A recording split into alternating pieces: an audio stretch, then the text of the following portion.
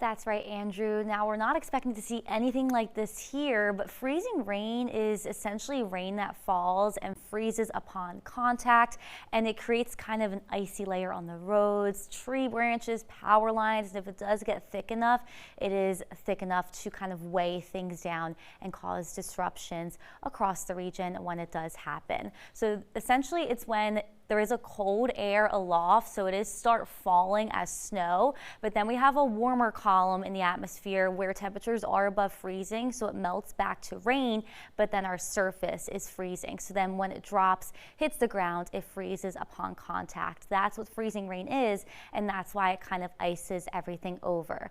Now, if we do have less of a warm air column in the atmosphere, it falls as sleet, so it kind of falls with those icy particles, doesn't really create kind of any icy conditions though, as it's already developed into sleet when it's falling.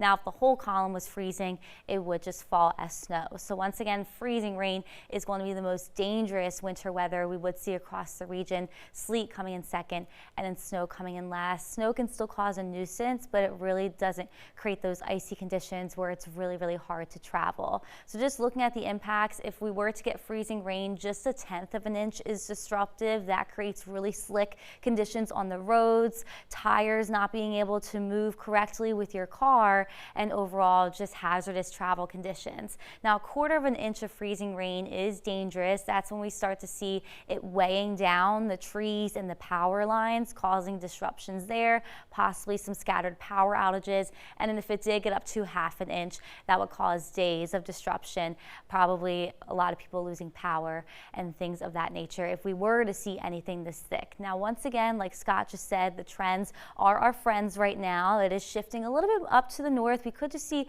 some patchy spots of freezing rain Sunday night into Monday north of I-16. But once again, we're still watching the trends. They are trending in our favor though, so make sure you do stay updated with us here on WSAV as we head into the next few days. Andrew.